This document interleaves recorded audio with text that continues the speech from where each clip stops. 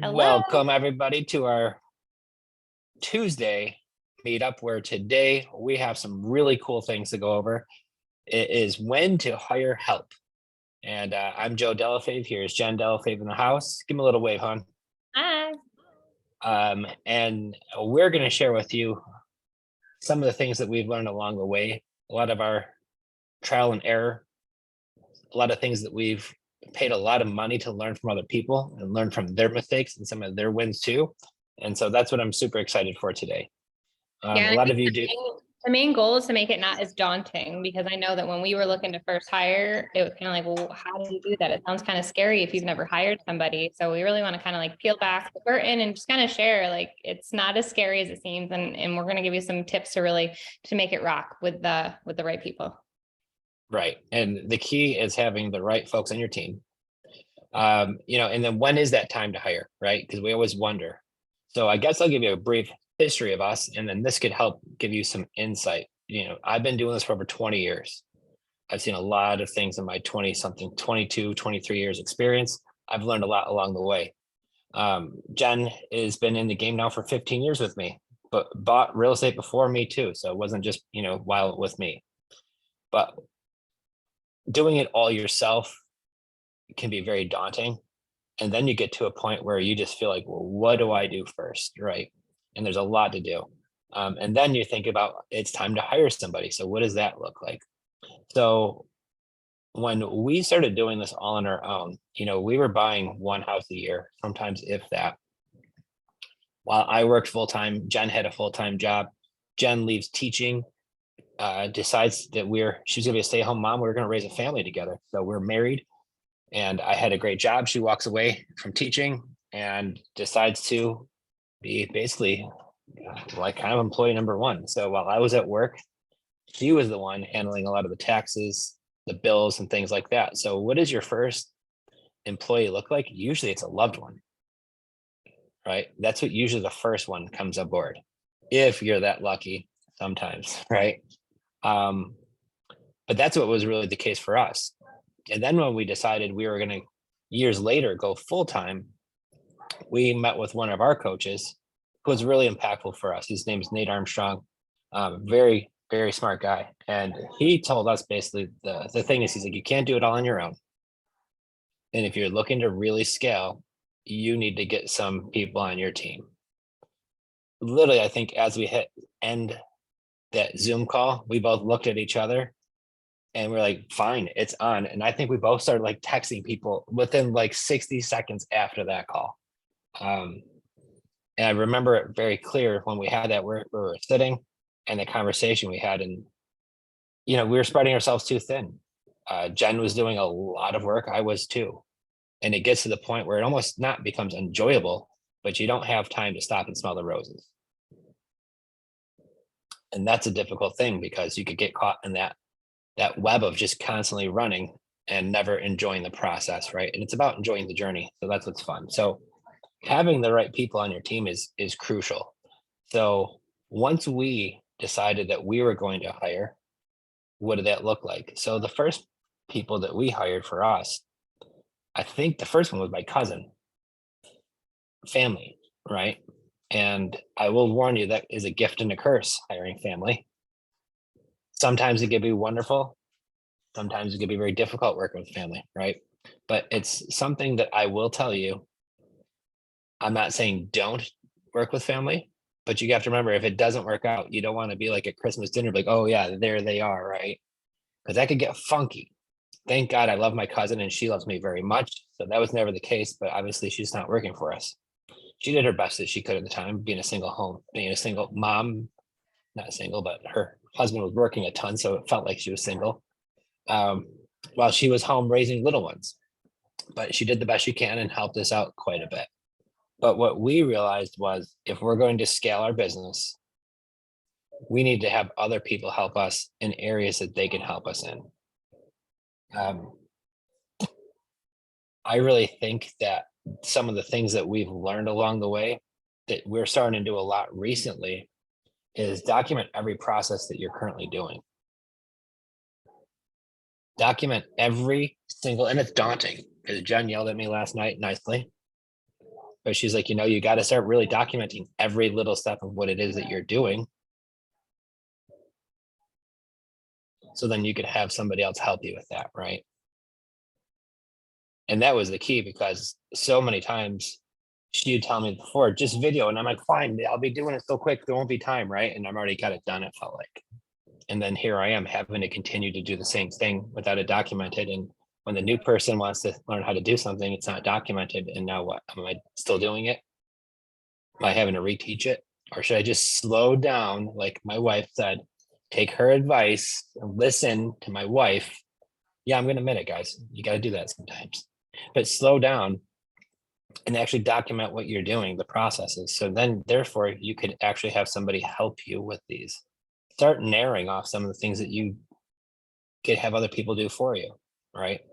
The one thing that I will say, this is going to be probably the biggest thing on here, is I try to keep myself on income producing tasks. Okay. If it don't make dollars, it's not making sense for me to do it when I could have somebody else do it. So are there any clerical type things in your businesses that you could be doing that you could have somebody else do? Right?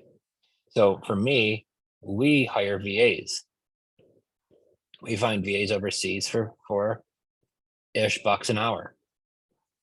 I know some of you have VAs in this room, and some of them, if just like anything else, if you direct them to do good things for you and you have good people, they could do amazing things for $4 an hour. So think about what it takes you to do 2 hours. You could pay somebody $8 to do. Is that worth it? Sure is. I make way more than $4 an hour. So part of what we're talking about here is documenting what processes that you're doing, finding out of those processes, what can you stick to that's still income producing, find out which ones and separate them, find out which ones are more clerical, and have somebody help you with those.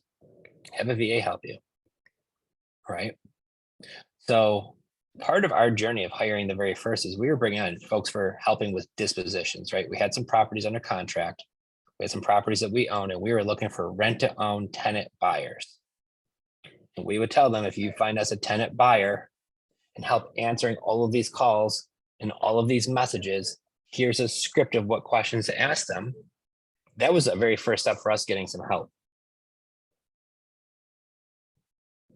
I don't know if we did it the right way, but this is just what we did at first. We brought in some friends. We brought in some family. Then we got recommended some folks. Actually, one of the young ladies who came on with us in the very beginning, she, and I will tell you, she was on disposition. So she was helping us find tenant buyers. She had a background in collection agencies. And I'm going to put little asterisks right there. If you ever have somebody who's trying to dispo your deals, and disposition means you wrote up a deal. Now you're looking for either a renter, a rent to own. Maybe you're going to wholesale that deal, whatever that looks like. I will say for sure, if you could find somebody who has a background in collections, that was an A+ win for us, because what are they used to doing? They're used to calling people who don't want to talk to them and getting money out of them, right? So therefore, when somebody's reaching out to us and they work on commission, they get a cut of how much they bring in. So some of our favorite ones, her name was Stacy. She was fantastic. We still love her. And then her business, her job got really picked up when COVID did. She was like a COVID tracer. So then we needed more help. Right. So part of when we met with Nate that one time, this was the summer of 2020. He says, you need to bring on some help. Jenn and I reached out to a few friends of ours who were already interested in what we were doing. Well, how did they know what we were doing? Because we share it all over social media. So it goes back to, like, if you're wondering, well, how did you find these people? It's because we tell everybody what we do. So when we share in our stories on Facebook and Instagram and on Facebook posts, people see that. And then so when we do post hey, we're looking to hire a team member, that's what happened. It blew up. Lots of comments, lots of people. And you get a lot of people. So once again, though, it boils down to Jenn always really hitting on, we're sharing on social media what we do. We're not bragging. We're not boasting. We're sharing some of the things that what we're doing. And by that, you want to know how many people see our comments, see our posts, They don't like it. They don't comment. Y'all, I'm talking to all you. No, I'm just kidding. But what they do is they all tell me later on, Joe, I see you guys, what you're doing, and it's amazing. So they're watching is the point. They're watching you, rather they're commenting on your posts, because we've all made posts. We've all made Instagram posts, Facebook posts, YouTube, whatever, and have like no views, no interaction. And you're like, did I just do this for nothing? Is anybody even seeing? They're seeing, they're watching. Okay. Regardless if they're commenting or liking your stuff or not, they're watching. So the point of it is it's sharing what it is that you do. A lot of you do a very good job of that. If I go onto your Facebook page and I was a detective, would I have to do a lot of investigating to find out what it is that you do? Right. And if it takes me 5 seconds to realize that you buy houses and this is what you do, then great job. If I have to scroll real far and start doing some really forensic work to find out that you are a real estate investor, that's going to be a little bit more of a challenge. So once again, we share what it is that we do. That's been a big, big help. So then when we say, hey guys, our team is growing and we're looking for some more help, if you're interested, reach out to Jenn and we'd be more than happy to talk about what's available. And you will start getting messages. One of the things I think was really helpful, we were open to having it. Well, we had no choice. COVID was happening. So we were, even though they were local to the Rochester area where we lived at the time, we did everything virtually. So do you need to have an office like I do right now? No, you don't. Do you need to have all the things? You don't, right? You can meet virtually. You can meet once or twice a week at a coffee shop. Go meet at Starbucks. If you hear that, that's construction going on here. You can meet once or twice a week at a Starbucks or 3 times a week and have that be your office, and you guys pay for coffee and you meet there for a few hours and get some work done. The benefit of the times that we're in right now, technology is so easy to have Zoom meetings like we all are. So some of the things that we learned, do you need to have all of this? No. So when do you get to the point? When was your point, hon, where you're like, you know what? We need help. We need to bring on some help for you. What was your breaking point? And I think I know when, but I want to hear you say it. The first time, like when we actually started outsourcing bookkeeping, I would say that was the first. Because I tried to learn QuickBooks and really quickly learned that QuickBooks and I did not get along, and asked my CPA, like, do you offer bookkeeping services? And she's like, absolutely, because to her it's like 2 seconds and she can import everything. So when I realized that, it made my life a lot easier. And I, at first I kind of was beating myself up because I was like, oh, I should be able to figure this out. It's not hard. But then I realized like that's not my zone of genius, and that's not where I should be spending my time and learning that task if that could be outsourced. So that was my first aha moment, was just being able to send documents straight to the CPA and not have to worry about all of the back end stuff that way. And they still do it for us years and years later. That was one of the best things that we did, because I remember years before when it was tax time, Jenn would sit at the dining room table. There'd be papers all over. She'd usually cry at least 1 or 2 times, if not more. The hands were in the hair, the stress for 4 or 5 days. It was tough.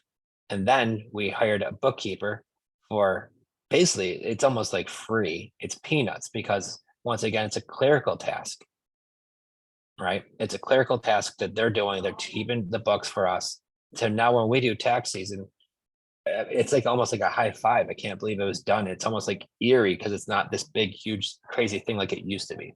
So one of the first things that we did, besides hiring for help for acquisitions or dispositions, the best first hire that we did was hire a bookkeeper. Mm-hmm. Because what do we pay for that, hon? Do you know? I don't. I know like she just did some of the 1099s and it was like $300. So for me not to have to monkey around with QuickBooks for X amount of employees and just, paying a flat fee, that was super beneficial. Right. So you pay maybe a few $1,000 a quarter. Yeah. If that. And we have a lot of things going on inside our buying, selling in this state and that state, 1099 for this, all the different things that were going on. There's a lot that they were doing. And for a few $1,000s for a quarter, it is almost like free. So Yeah. I would recommend the one gorilla that you'll never want to mess with is the IRS, because you will never win that fight. So rather than don't even try, just pay a little bit of money to have somebody professionally do it for you, so you know it's done right, and you'll sleep better at night. And I promise you, you will. Rather than, did I do this right or did I not do that right? Yeah. And we still have I watch the bank account. So I see the comment of, how do you worry if somebody's stealing money from you? Like, I don't just turn my back. Like, I still have to allocate where the money is coming from and from what purpose and why the money is coming in. So like, I'm logging in my bank accounts every day, making sure, everything is good to go, because obviously even in this day and age, I'm more worried about hackers or, random people grabbing credit card numbers or, debit card numbers. Cause I feel like that's more probable than a reputable CPA who, we've been seeing for, before I met you, you were using them. So. My God, that is a long time. Holy cow. Yeah. So definitely if you don't have a bookkeeper and you have multiple properties, that's something you need. I would say step one, like outsource that, like start now, right? It's already February. Before you know it, next tax season is going to be here. So start putting your feelers out for that. I know there's a ton of online options. And then just, if you trust your CPA, like see if it's an option. My hairdresser actually told me that I was stressed out telling him all about, my day. And he's like, why are you doing that? That's not what you should be doing. You should be on the camera and talking and this and that. And I'm like, you're right. And so I just asked, right? Sometimes we get in our head, so we need to be told. So I'm telling you guys right now, go ask around and find someone that is recommending you a bookkeeper or a service that you could like immediately start outsourcing. And again, you can have electronic files going back and forth. You can log into your QuickBooks or whatever program you're using, but it really does make a difference. Yeah, absolutely. That should be like number one, bookkeeper, right? You have a great bookkeeper. And that's key. So you have the foundation of your business down, so you're not going to get in trouble during tax time. You can pull up QuickBooks. You can have quarterly meetings with your CPA to make sure that you understand what you're up against. So it's not a big scary thing. The one thing I always recommend is meeting with your CPA at the end of the year before the year's up, because there's been times where they go to Joe and Jen and say, Joe, Jen, you guys spend a whole lot of money. If not, you're going to owe that much in taxes. So go spend some money, get some things for your business. If you need any new computers or things like that, now's the time to go do it. So that's helped us to where now, okay, great, we're going to sign up for another mastermind. This is the time to go spend that money, right? We're going to go spend money on a coach. We're going to go spend money on something. That's the time we do it. So don't wait till the next year to meet with your CPA. We try to meet in November, right? So you have a good snapshot of what's going to look like too. And they'll help guide you there. The next thing I would say is, if you're going to be making deals, you got to get your buying machine cranking, right? So for me, buying machine, what does that mean? I got to get some advertising. I got to get some leads, and then I need to have somebody talk to them. Now, most people hate talking on the phone. And a lot of times I've met investors, I've been a part of masterminds, I've been in meetups, all types of things. And they all say a lot of the same thing, which is, pretty common, is I like the business. I don't like talking on the phone. So if that's going to prevent you from doing the deals, hire somebody who does like talking on the phone. Hire somebody who will do these things for you, right? Now, I like talking on the phone to sellers. And if you all see Brittany right there, Brittany came on our team and she also liked talking on the phone. She's really good at it. But Brittany didn't have any experience in creative finance. She was buying properties the conventional way. So because I had the background and the experience in doing this, and this is also part of the key, which I'm going to tell you about, is when you're going to hire, it's hard to train somebody for a position that you've never done before. Where I've seen a lot of people fall on their face is they're new. They go hire 3 or 4 VAs or 3 or 4 acquisitionists, and that VA or acquisitionist does their job. They're bringing you leads, but they don't know how to look through them. They don't know what they're looking at. That causes a whole other world of issues. So for me, one of the things I'm very proud of, and I know Jen is too, is anything in our business, we can do any seat. I can wear any hat, so can she. There's some that will do, not as good as other people, and that's okay. You can't be perfect at everything. But if I need to talk to a seller, if I need to talk to a lawyer, if I need to talk to a buyer, if I need to do any of these things, we can. So therefore, I've done them enough times that where I could train other people to do it. And this is going to be the key. And where I've seen other investors fall on their flat on their face. I'll be dead honest with you is I am brand new. I'm a rookie. I'm going to go hire 4 acquisitionists. I'm going to give them some scripts. I'm going to tell them, here's go out and get some leads. And they start doing it. And then they don't know how to look through them all. So that's a little bit of an issue. So you got to know the job first, right? So once you understand how to talk to sellers, and you maybe have a script, especially if you've got our script, because it is killer. And our sellers make us the offers. So once you have that, you could get some help, guys. You don't have to do it all on your own.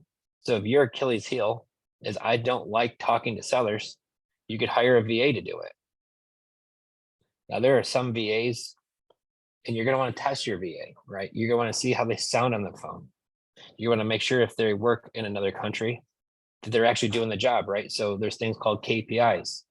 You're basically tracking their performance, and you want to make sure you know how many phone calls they made. How many phone calls did they get on with the seller, right? So I made 400 phone calls, but I only talked to 13 people because, the rest of them didn't answer their phone. So you're going to track their performance and things like that, but you want to find people who are willing to do those things. So for me, the first thing we did is we hired acquisitionists after this, right? So we brought in a couple of young guys, no experience in real estate. One was a bartender. The other worked at McDonald's. No experience at all. We had a system in place. They both did deals.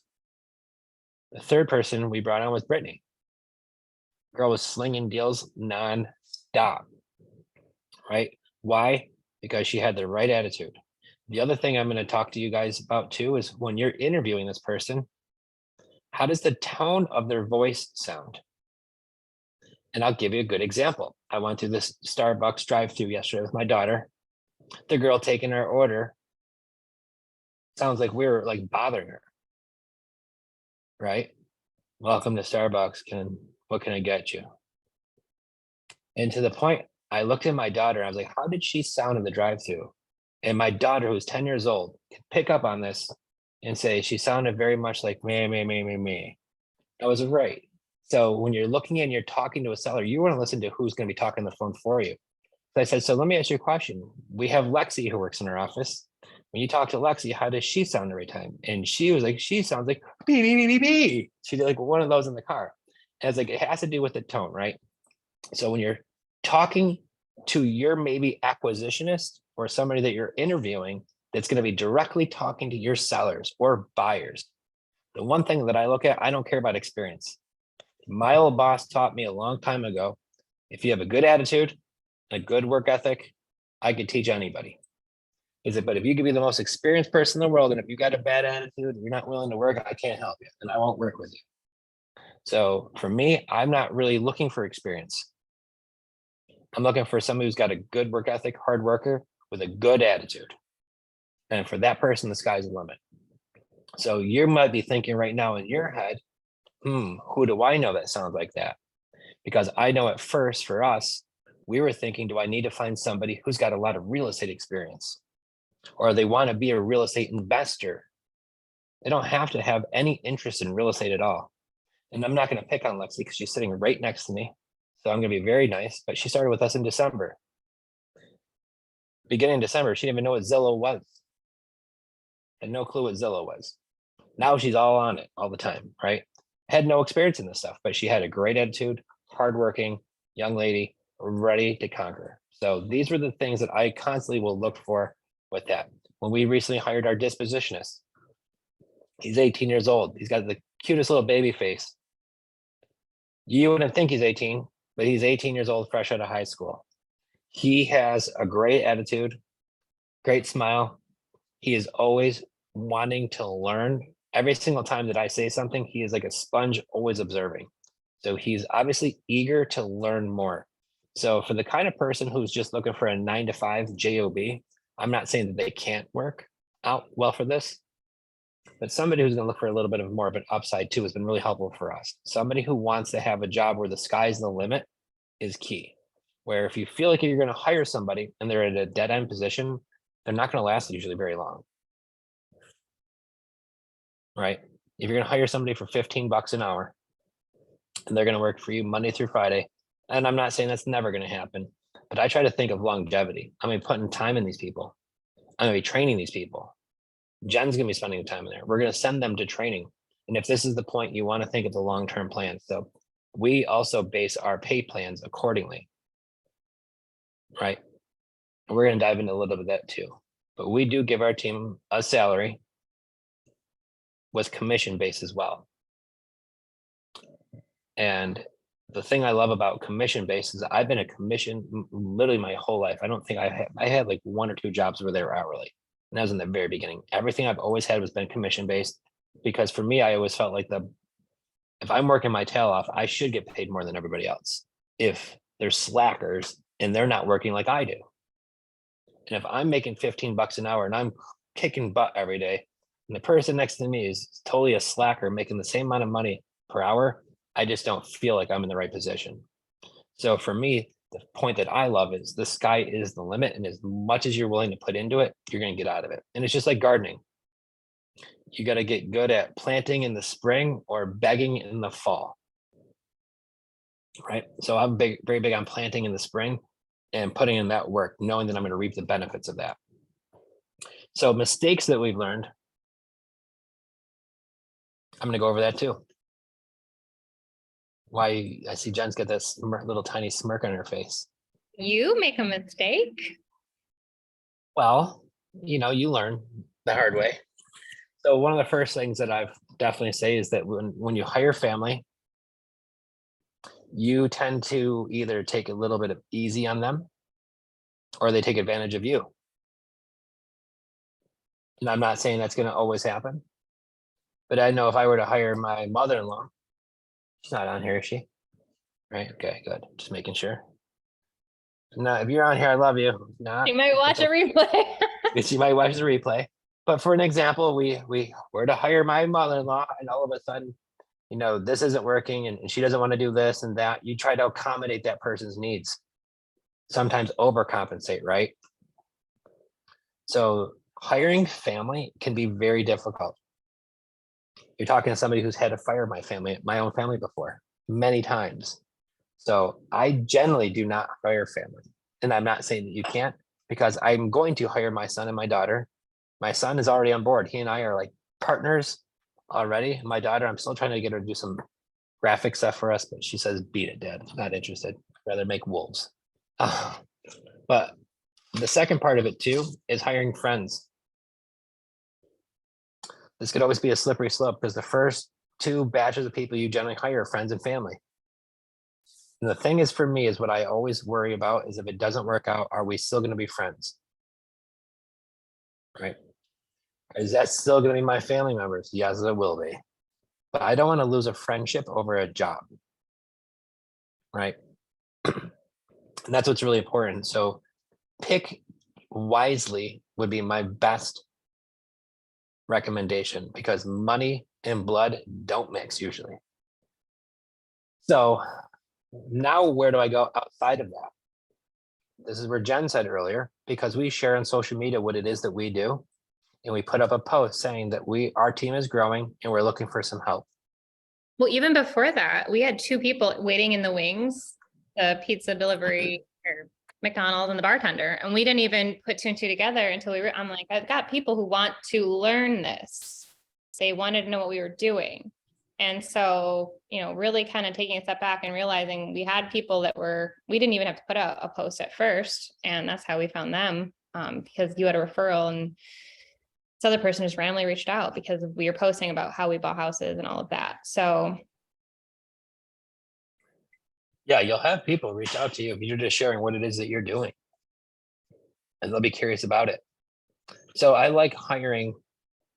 And a few of the things that we'd say too is when we have hired, you definitely want to be very thorough on the interview process of what expectations are. And I think of some of my favorite bosses. By favorite, I didn't mean they were the nicest. And one of them, she was very, very tough. She was extremely fair, and you always knew where you stood with her. But in the very beginning of the process, they were very upfront with you. You knew exactly what you were getting into. No surprises working with them. So it's the same thing that goes for us too. I want to create a culture and this is one of the things that they do not talk about enough, is your team culture. The culture of your company and your business is crucial to how well it's going to thrive, or you're going to be in trouble. If you got a bad, negative culture, cancer spreads quickly. You could have one bad egg take out a whole group. So for us, it's about hiring the right character fit as well. So when we're interviewing people, if I'm going to be interviewing somebody, usually Jenn gets to do it first, and then she'll give me the recap. Because as far as I'm concerned, if they can get through her and leave her smiling, I know it's a good fit, right? So for us, how we even found a few of our team players back in the day, even currently, I'm gonna give away one of our secrets, is on care.com. We hired them to be a babysitter at first. Because if you could hire somebody to be a babysitter and that you trust them with your kids, then you probably will trust them with your business. Hopefully, right? But the thing was, when we hired Lexi, for an example, she came to us, new to the area, degree in sales, just moved here, talks to Jenn on the phone. Jenn finds her on care.com. Jenn calls me right away, said, I have a babysitter for Friday night, and she sounds amazing on the phone. She just moved down here from out of state, and she's looking for a sales job. I told Jenn right there on the spot, we're going to be interviewing her when I get out of work tonight. I mean, and she was like, oh, I'm already one step ahead of you.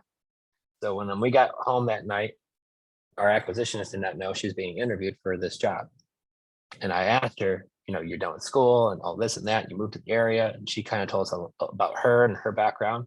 We went to dinner. We were talking about, I was like, oh my God, like we need to get her down in the office. And then lo and behold, Monday she was here, and she's here every week. She's here right now. We found our old disposition person on care.com too. So we've had some good luck there, right? Because once again, the one thing I like about care.com is you could usually find people who want to make $15 an hour, $20 an hour, $30 an hour, whatever it is. But maybe if they had an opportunity to do something like this, they don't even know it exists, they would thrive in it. Now, it doesn't go for everybody. Some people just love watching kids, and bravo to that. We found some good character people out of care.com, right? And I always thought the same thing goes, if you could trust them watching your kids, you could trust them in your business, which was important for us. I would say the other thing too is when you are hiring, this could be either touch or go. I know a lot of people who hire VAs. These VAs are overseas. And then I have some people say, Joe, you need to have an office and you need to do it in-house. I've literally seen them, like the line in the sand go halfway. So I'm going to give you my input on this, and it is what it is. We've been doing this virtually for 3 years. We've had a team virtually, which comes with pluses. You could sit home on your Zoom meeting with your polo on or your t-shirt on and sweatpants down below, right? So that's kind of cool when you all have that team virtually. The one challenge I will say, if you do have that team virtually, it's going to be you're not as focused. The dog's barking, the UPS guy's here, you're going to make lunch, whatever that is, things come up. When we have this office space here, and I don't know what it is, but when I get in my car and I drive 15 miles down the road or 15 minutes down the road and I sit in an office, not my home office, but an actual office, I'm a lot more productive. I know my team is too. Right? We could work less hours in an office and get more work done just by the fact is we can focus and concentrate on tasks. So for me, I like having an office. I do miss being home more. The part of being the boss is if we want to cut out at 4 o'clock today, we can, because it's beautiful out, and we do. But part of that is if we're going to leave early, that means that we do work a little bit more from home while we do get home. But what we'd like to do is I like to have goals in place that, like, if we crush it and get all of our tasks done by 3 o'clock, we get to leave at 3 o'clock today. But that means when you get home, we still want to work for a couple more hours, but you get to do that at home or at the beach or on the ski slope, whatever is your thing, right? And there's nothing wrong with that. So we like to have that good culture, good people, have incentives and fun things in there. And I think that's been really the key. But for me, an office is way more productive. The last thing I'm going to hit on, and we'll answer some questions because I see it popping, our comment section popping up. The one thing I learned at a recent mastermind that's been really, really helpful, and guys, this is 2023, is to take advantage of VAs and some of the things that they can do. So the gentleman I speak to, he's in Houston, Texas. He does like close to 40 deals every single month. Every month. He does almost 500 deals a year, this guy, Ricardo. He was at the Jacksonville meetup, what we just did. And he says, you know what? He's like, I had an office, huge office, all the overhead of the office, all these employees in Houston, Texas. He's like, and I was keeping 20% of my profit. He's like, when we changed everything is when we started outsourcing most of the work to VAs. I don't need the big office. I don't have this huge payroll because your biggest two expenses will usually be your overhead, which is your payroll, right? And then your overhead. Those are gonna be your biggest two expenses. So what he does is now his office, he kind of jokes around. He's like, we got this office, it's still good size, but there's only me and like 3 or 4 people there. It's actually kind of quiet. It's not like it used to be. He says, but with that office, sorry, you hear construction going here, if any of y'all hear that. But what he says with their office, you have a couple key people here making the final decisions, right? So what am I saying? You don't need to have this big, huge army. You don't need to have this big, huge team. Most of you could get away with a couple people on your team. And then if you need to grow beyond that, you could outsource some of those tasks to VAs. You could outsource some of those tasks to VAs that are either going to be pulling lists, sending emails, doing all the clerical work that you can get off of your plate, because what you want to focus on is just income producing tasks. Whether you're wrapping up that closing call, whether you're talking to a buyer or a seller, sending an email to the lawyer, most of these things, guys, they could be done by VAs. And there are some companies out there who just specialize in training VAs to assist you in your business. Now, we brought on our own that we found. I don't even know how we found them. Jenn had some connections, and we've trained them. Right. But if one of our VAs disappears, we have to train a new one. Right. But I will tell you, and when you find the right fit for the VA, they are so entirely grateful for the lifestyle that you're giving them. We're friends with them on Facebook. You could see what we're doing for their families. The fact that they're getting money at this rate, because we in America think of $4 an hour and we laugh at that. But our VAs are in the Philippines. And if you're making $4 an hour, working 40 hours a week or 50 hours a week, that's what a doctor makes in that country. So if I were to pay y'all what a doctor makes to sit home, like, why do you want to sell your house on a keyboard? It's not a bad gig. It really is fantastic. And they're grateful for it. And some of these folks were able to do things that they can never do for their family before, get cars and things like that. So it's really, really neat to be able to find that. So when you find the right fit for a VA, they are great and extremely grateful for what you have. So either you buy it, you find them on your own, or you go up to, and so there's a few different ones that I have not done business with, and maybe we could drop some links down below in our Facebook group of people who I know who have VA businesses who can assist you. I've not done business with them, but I know these are good people who do good business. And if you do need help with that, we don't get a kickback. We don't get a dime from it, but at least it's something that I've met in our mastermind groups. And these guys are doing a lot of deals, and they also offer this too. So this is something where we consider as we're growing in our team. I don't want to have a huge office with 50 people here down in Florida, where I think having an office here with a half dozen people in it here in Florida, and anything above that, really outsourcing it to the VAs will help keep your payroll down, because the same guy in Houston, Texas says now he keeps 70% of his revenue. 70. He went from 20 to 70. He's not doing any less business. So what did he do? He learned not to get bit in having too much overhead. So where's the lesson, final lesson? When you do bring on a team, make sure you pay them well, but don't make sure that you have such a big team that you're paying so many people that you're sinking your own ship. Because that's important too, right? And I think these are some of the keys that we've really learned, because at times, I'll be dead honest with you, we've had some really super lucrative pay plans for some of our team, to where once you start adding up, I'm paying this person to do that, this person to do this, everything else. I look at my wife, I'm like, well, what's left over for you and I? And I'll be honest with you, there are some deals that we've made where our whole team made way more money than her and I did. We get crap on at the end. Right? And everybody else made a whole bunch of money. And I'm gonna finish with what I started. If it doesn't make dollars, it don't make sense. So that is very right, Jay. You live and you learn.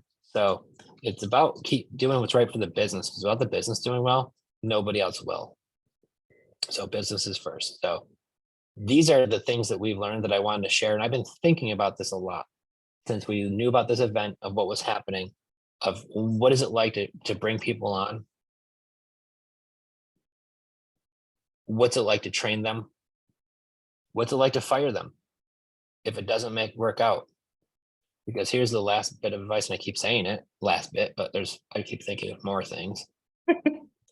We give you a 30-day window, guys. When we hire you as a new hire, the first 30 days, there's no ring on your finger. We're just dating, okay? We're just seeing if this is a good fit before we take it a step further. So for the first 30 days, we bring you on as either an intern, and you got to pass the Jenn Delle Fave test in my test, right? And what's that mean? How about showing up to work on time? How about even just the simple things of that? You want to know how many people make an appointment and then never show up? And if you do that with my wife, you're considered dead. Oh, She come won't on, talk to you anymore. not that bad. You said they're dead to me, huh? No, I'm kidding. No, but yeah, it is important because, obviously you want to keep your word, but also time is always of the essence, especially when you're working with real estate leads. So you want to make sure that the rules that you personally follow and your business follows, that people are going to be able to adhere to. And honestly, if they do show up late, or they don't come at all, and then they try to come in, like, that's just showing you that unless something crazy happened, but then sometimes crazy happens a lot to these people. So you just have to be very mindful, and you always want to find the best fit. And sometimes it's not the first person that you hire, and oftentimes it won't be. And again, it's just going back to, it's okay that you can try things out. And also the other piece of advice I would say is make sure that you want to build a team, because I've seen some investors think that they want to scale a business, but they don't like people. So I don't know how you deal with people, selling their houses. That's a different story, I guess. But if you aren't in the position of wanting to grow and lead a team, then you're going to have to make sure you get the right people in place to do that for you. And I don't know how that would look, because I like to lead. I like to encourage. I like to be someone as a part of a group and a team. So that's just the other piece too, is, you don't have to have a huge team. You don't have to, but some of your team might be a bookkeeper and maybe one VA, and that's keeping you happy with where you're at. Everybody's real estate businesses are different. And I think you have to keep that in mind too. Some people want a huge wholesaling company, and some people want to do just 2 deals a year or something like that. So you don't have to do something that doesn't feel right with you either. So really kind of take time to think about it, what it is you want, what is your end goal with your real estate business, with your investing, and go from there. Because I think a lot of us get kind of excited about what everyone else is doing, but at the end of the day, what makes you happy? Because on a side note, I tried hiring a nanny because I thought I needed someone to come watch the kids and kind of work with them on schoolwork so that I could dive right into this business all day long. Guess what? I was miserable. And it took me getting away, going to an awesome women's retreat with the Wire community, and having girl time, and really talking through my problem, which was I had a nanny like teaching my kids, and my kids now hated school and didn't want to even do work. And it went against our philosophy. So then I realized what would work best when hiring. So even when you're thinking about bringing people in your house to clean or help or anything, you have to really think about your end goal and what it is that you want. So I just want to share that a little bit too, because I thought, I was like, woo, I got a nanny. This is great.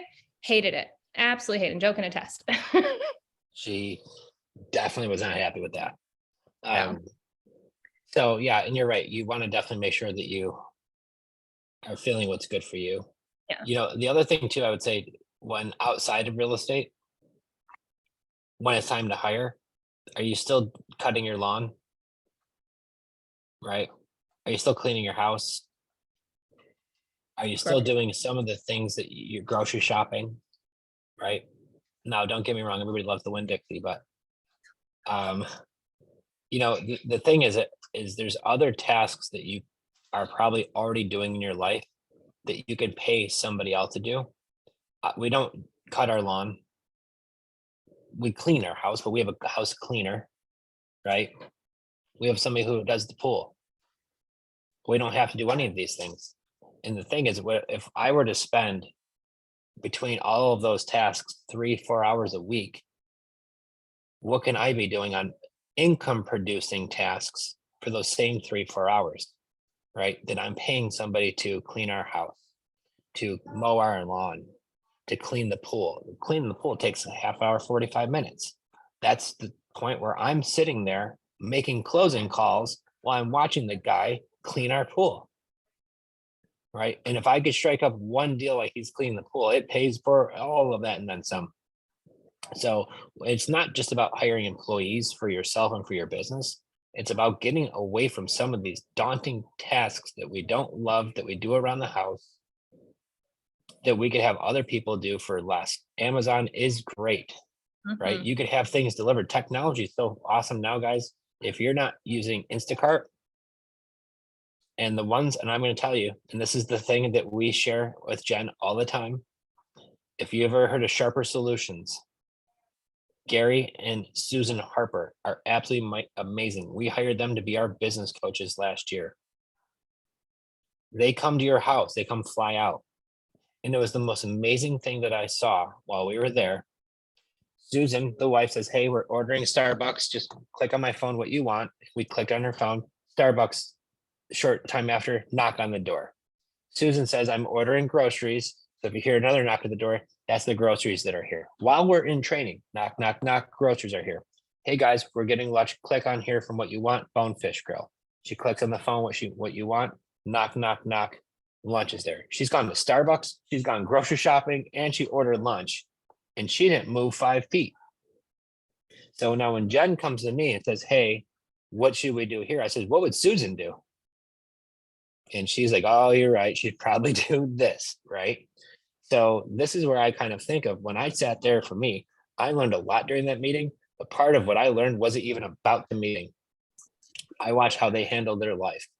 So my question to you is, and I do love grocery shopping too. I love grocery shopping, but the whole point of it is there's some times where it just doesn't make sense and you need to get groceries, and maybe just clicking that button, have drop it off at your house and it be done for you is just worth it at times. There's some times where I have that time. I might get up early Sunday and go grocery shopping. But if I got to pick something up Tuesday in the middle of the day, I might just have it Instacart because I got way too much stuff going on. And in that 1 hour that I spent going to the store, at the store, and being home, I could have been way more productive in that hour. And really what it is, it's condensing all your time, because time isn't infinite. We only have a certain amount of time in the day, a certain amount of time in your week or year. So you want to maximize your opportunity in any time you have. And if you find yourself wasting your time doing these things that either you don't love to do or you could pay someone else to do it, refocus that same energy on making these phone calls or working on some marketing, right? Pulling the next list, finding out how I'm going to get that next deal. And if you have that deal making mentality, this is going to be your key to where I'm always hunting. Like, how can I get a deal today? I wake up every morning and my head is, how am I going to get a deal? I don't need to get 10. How can I get one today? And that's my focus. Just like that squirrel, he's going out in the morning, he's looking for his nut. He's out and about racing, running around. You think of any type of animal out in nature, they wake up in the morning, they're out looking for what? Food. That's what their jobs. So this is the same thing for me, because I know these real estate deals put food on my table. So I wake up with that same thing, and I don't want to waste my time. You don't find sharks wasting their time. Neither do squirrels. So these are the big things that we have. Let's dive into some questions here. What do you say? Yeah, well, I was going to touch on real quick. So I just dropped the book, The Big Leap. I think that was really helpful because he really touches on sometimes we get in our own way of like why we're not getting to that next level. And so if you feel like I'm seeing some comments of like, well, I don't have the time, I can't seem to find the time to make, the income producing tasks plausible, then I go back to, I always say it sounds silly, but start by writing out every single half hour of your day and see where your time is going, and don't cheat, right? It's like if you're going to write down everything that you're eating in a day, if you write down, I had a salad with a chicken breast, but really you ate Oreos and tacos, like, you're not going to make a difference here. But if you seriously, when you wake up in the morning, doesn't matter if you're an early riser or late, every half hour, just jot on, oh, I just spent half hour in traffic trying to get the kids to school. And then it took an hour to do this. And you start seeing where your time is going. Then I'm going to tell you, what can you ditch? Like, get rid of it. Why are you doing that? Maybe you're scrolling Facebook, or you're watching too much Netflix, or you're just wasting your time. Catch yourself and stop doing that. What can you delegate? Like Joe just gave you a bunch of things that you should probably start thinking about delegating. And then what should you be doing? Right? So maybe you spent half hour on seller calls, but you spent 2 hours at Netflix and 3 hours at Winn-Dixie, and you were doing all these other things. And that goes back to the big leap, because our subconscious is doing something because we don't think we're worthy. So then you got to dig a little deeper and probably find some more books on that. But it's really happening in your mind. So you just have to really start getting things down on paper to be able to change your habits. And that's really, it comes down to daily habits. Our successes are in our daily routines. And it's as simple as that. And a lot of people like hearing that, but it's true. So if you can catch yourself, where are you spending your time? Then you can change it. Well, and if you think about, remember when you did that first half hour time block, I remember when she did it and she was like, whoa, that was eye opening. What you figure out, what you're really spending your time on, you're not as busy as you think you are. No. Maybe a couple of you might be, but generally, if you were to seriously write down every half an hour what you've been doing throughout the day and review that, we waste more time in the day than you could imagine. And you never realize it till it's thrown in your face by yourself. The same thing goes with the end of the month. What we would like to do is write down all of our wins. How many times where, we just had another month, right? And then at the end of the month, Jen and I would sit down, and we need to do another one of these, but we'd sit down and we'd brainstorm all the wins that we did for this month, write them all down. And then at the end, you would be surprised how many wins that you had that month. You'd be shocked. I remember the first time we did it, I thought we had a crap month. Like, we didn't do crap this month. I felt terrible. And she's like, no, we had a lot. Let me get out a piece of paper. We wrote them down. I could not believe how big the list was. So for you guys, it's the same thing. Write down what it is that you're doing with your time. Even if you did that 1 or 2 days, you'd be shocked how much more time you could find that you can free up. Mm-hmm. Do you have that chart? It's it's a part of the playbook. But There you go.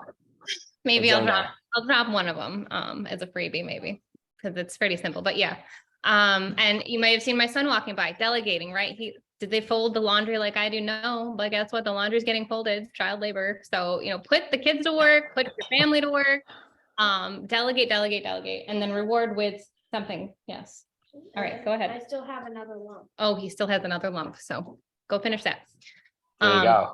I see another little one in the camera there. All right, so let's get back to this. It's a big leap, definitely time block, check yourselves. A couple other books that were listed there, but there were some really great questions. I dropped the Wire Retreat for Women. Definitely check them out on Instagram and Facebook. And let's see. Okay, Adam asked a question earlier. So we talk a lot about putting ourselves on social media. How do we protect ourselves from predators? So if we're putting everything out there, how do we also protect ourselves from like being a target, people coming after us? So, you put out there what you want. That's what's cool about social media. And that's what everybody does anyways, right? You only put out what you want people to see. So if you don't want to see too much or not enough, so what is it that I do? I buy and sell houses. Do I need to show up all of our properties? No. Do I sit in front of every single one of our houses? Nope. But what our friends do know is that we buy houses. And they do know that we obviously sell houses too. But what I'd just be thankful of, maybe I don't put out my address. But the one thing that we're doing that I'm going to start doing even more, if you're really worried about protecting yourself, obviously don't put out your home address, things like that. And if you even decide to take it a step further, I know what we will do is open up a UPS store box where it's an actual physical address. I will have all of our stuff sent there. So even on public record, that's going to show our address. Because you don't want to have maybe even that on file, depending on how big you want to get, and how far you want to protect yourself, right? So for me, I'm really big on protecting our empire. I spend a lot of time, a lot of money learning how to do that. So what I've learned from really wealthy people, they don't have anything in their name, and they don't own anything. It's all owned in trusts and things like of that nature, right? So I know a couple of wealthy people who, I mean, their lawnmower is in a trust. So just in case they were to kick up a rock and hit the neighbor in the face with that rock, I mean, they literally don't own anything. So for me, how do I protect myself? I don't want assets in my name. I mean, be careful what I put out on social media. I'm not going to put my home address and things like that because people could, whatever. And once again, it's showing that you buy and sell houses, which is a good thing, right? So you get to pick and choose what your comfort level is. For me, the neat thing is when I'm showing these houses off with rent to own, you know how many people say it's a scam? A ton of people think it's a scam, and it's not. The good thing is I tell them, well, we put everything out on social media. There's no scam. There's me doing a walkthrough of the house. You have everything done with attorneys, right? So like having that all on social media gives us more credibility. And I think that's been really helpful for that. So, but you got to do what you're comfortable with. I know some people refuse to put stuff on social media. For me, I'm used to being at doctors where they're poking and prodding all over yourself. So I mean, this is like just another point where like, I don't care. Go ahead and take a look, whatever you want to see. I know, I went there. Yeah, and I agree. Again, share what you want to. Obviously, be mindful. You allow what's being shared on your socials. So whatever your comfort level is, really. I lost it. There was a good question. Oh, the salary. Okay, so what led you to pay salary and commission versus solely commission? So I feel like if you're in real estate, if you're a realtor, you are definitely going to be getting paid only when you sell a house. You don't sell a house, you don't get paid. But I'm not hiring realtors. And a lot of times I'm hiring people who've got no real estate experience. So if I say, and this could go one of two ways, right? In the very beginning, we didn't pay a salary. But what we did was letting you know that we are going to be teaching you all of these things that we're spent a lot of money to learn. Jen and I have spent a lot of money and a lot of time, just like you all have. Spending a lot of time here every single Tuesday learning all this stuff, right? You probably spent some money too. So from all that time and money that you've spent, you're going to be sharing that information with like an intern or a rookie. And there are plenty of people who will work for you for absolutely free. When Brittany came on board, she says, I will work for you guys for free if y'all just teach me what it is. I said, well, we got to pay you stuff. We still got to pay you. Can't just, not pay you. But that's the point. You will find people who will want to work for you for absolutely nothing because they just want to learn from a veteran. I know if you think about it, when I was in my teens and I could have sat down next to a successful real estate investor who says, listen, I will let you ride my coattails, but I'm not paying you. But if you want to learn from a pro who's really successful, I would have done that. That would have been an opportunity of a lifetime for somebody like me at that age, right? But you know how people are. Sometimes that doesn't always work. So for us, what we've realized was I want to pay you a salary. Now, when I pay our VAs, we pay them $4 an hour, right? But for our folks here, we pay them a salary and we also pay them a commission. My goal is for our acquisition team to be successful. I don't focus on Joe and Jen being successful. I focus on my acquisitions being successful. You know why? Because if she's successful, the success just comes down to us naturally. It will flow to us. So how can I focus on her making a lot of money or any one of our acquisition team making a crap ton of money? And the more they make, guess what? The more we make too. So I want my acquisitionists to make a crap ton of money. And I believe in everybody should feel like they're part of it and everybody have a part of the wins, right? And that's what's key. There's nothing worse than you getting this big, huge commission check. Everybody's all happy. and somebody's like, oh, cool, I made $8 an hour. Well, y'all just made a fortune. Right? They'll only go so far. So you get them involved with what's going on. We're teaching and we're paying them well. And I think that's been the difference too. More people will stick around longer. And this is about longevity, guys. You don't want to hire somebody for 3 months. I want somebody for years and years, if not decades. Right? So how are you going to do that? You're going to have to pay them well. You can't be cheap. Right, Lexi?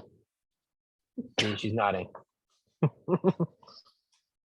So great question though. It's really up to you. It's up to your discretion. You can set it up for just commission. We did that for a very, very long time. Oh, yeah. So again, it's up to you and your business. It depends on where you're at and what you or your business could allow. You know, when we first started in the middle of COVID 2020, like it was really unpredictable and we didn't exactly know what was going to happen. We hoped and we had visions. And so that's what our mentor said. You can pay an education and you can pay a commission. And right, because if you've done real estate deals, you now have education that you could then pass to somebody. So don't discount that. That's really, or if you've paid for education, you can pass that along as you're teaching this person how to do the real estate deals that you're needing help with. Right, because so many positions, car sales, strictly commission, realtor, you're strictly commission. You know, a lot of these jobs, they're 100% commission. Although when you do make a sale, you usually get paid pretty well, right? Especially if you're a realtor, you're not going to be selling 50 houses a month. Some may, but usually you don't. But when you do sell the house, you get a nice check. So some of these investors that you're going to work with might be okay with just getting commission. And I prefer that. Now our Dispo team is a different situation. On dispositions, maybe you can pay them just a salary. I'm sorry, just a commission.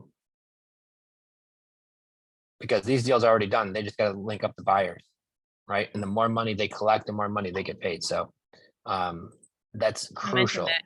That part was really helpful too. It was the more you can get, the more they get to. So you're actually having them work for us. So when we have a tenant buyer, we have a rent to own. I'll give you a good example. You pay 10% or 5% or whatever it is of the down payment. And if somebody has 10 grand, if I'm in sales and I'm on hourly, the first person says they got 10 grand, fine, put them in the house. But if I'm on commission and I get a percentage of how much money I collect, I might say, can you get to 20 grand and you got the house?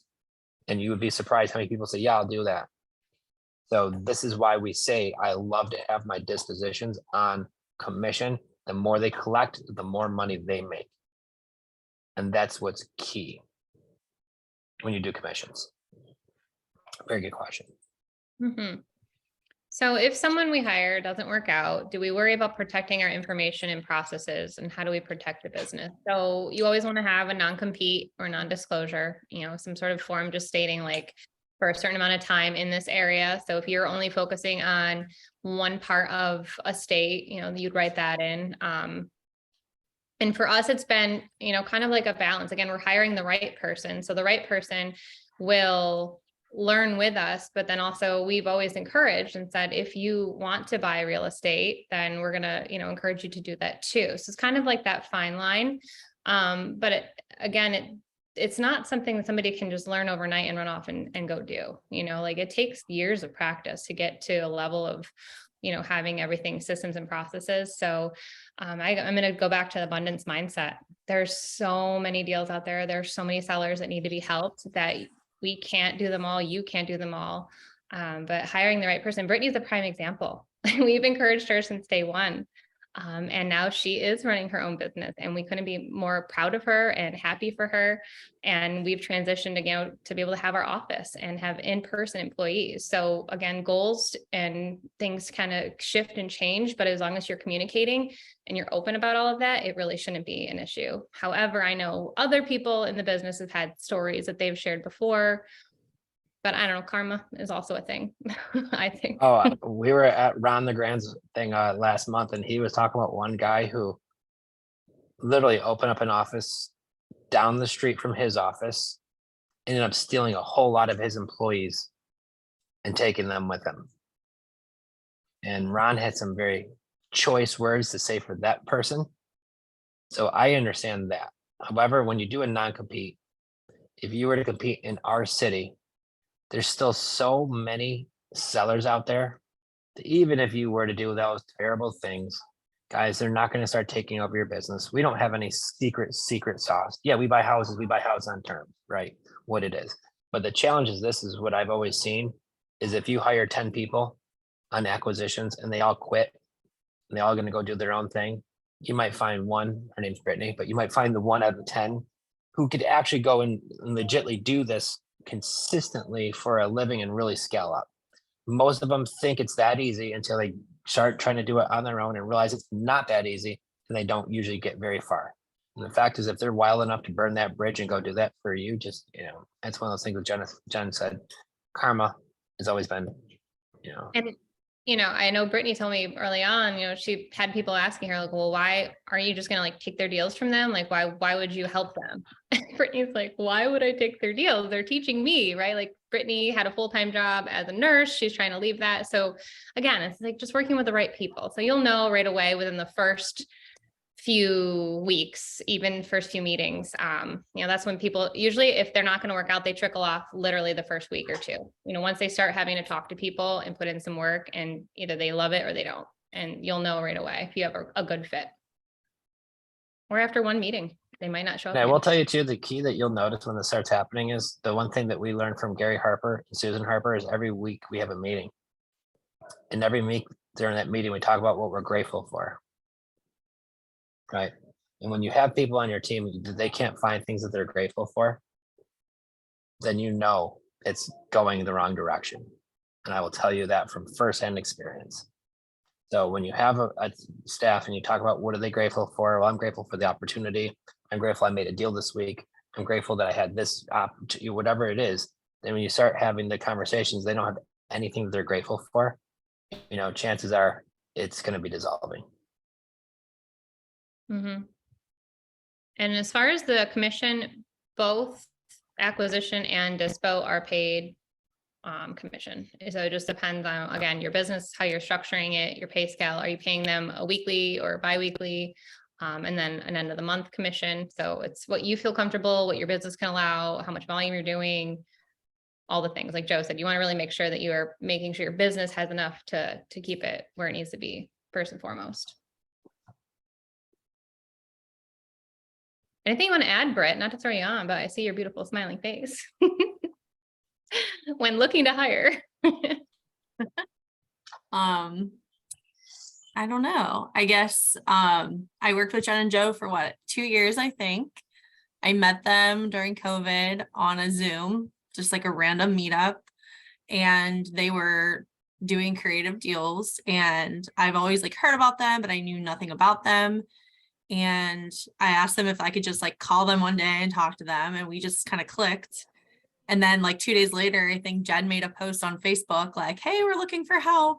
And I was like, can I come work for you and learn what you're doing and help you how can we help each other? And that's always kind of the relationship we've had is, they knew I was already investing in real estate. I had a couple properties, but I really wanted to learn creative financing. And so they were always very supportive of me still kind of doing my real estate. Plus I had a job at the time. And, we did a lot of great deals. We had a lot of fun. We had a lot of stress. Marco Island, not gonna mention any names, but, yeah, it's just, working, it never felt like work because we all just got along and had a really great team effort, I would say. And grew a crap ton in that time. Yeah. Been through so many experiences to the point where it was probably about a year ago where I would ask Brittany, I'm like, why aren't you doing this on your own yet? And I could see it in her. I think she saw it in herself too. The timing had to be right. The thing is that one thing that we always encourage is that abundance mindset. We want to help all people. And when I have somebody who's really talented like herself, she should be knocking down deals. Right. And now she is. And I got a really cool message from her this morning when I got done with my doctor's appointment saying that she's thinking about pulling a Joe and getting an office in where she lives because, her husband got to walk away from his job now. She walked away from her job 2 years ago. And, now they're able to really live their dream, which is really exciting to see. Because when we first met, they both had full-time jobs and the normal life and the family. And to be able to do this. And now we were talking yesterday on the phone, and she's talking about traveling and why the kids are still young and doing all those really cool things. It's a possibility, guys. And it really is. Side note real quick. Did you read the message that I sent them, or did you just read the office thing? You know what? I'm gonna check and make sure. So the Joe method was not getting an office. I sent his go-to realtor text about, if I pay your commission and closing costs, would your seller sell on terms? And he was like, sure would. Oh my God. But Yeah, the property itself is an office with an apartment on top. So best of both worlds. Get it, girl. Oh wow. So, oh no kidding. I was literally walking out of I had an MRI this morning. So I was walking up, and this was like the first thing on my phone. I was like, holy cow, you're getting an office. But yeah, no kiddings. And getting it on terms.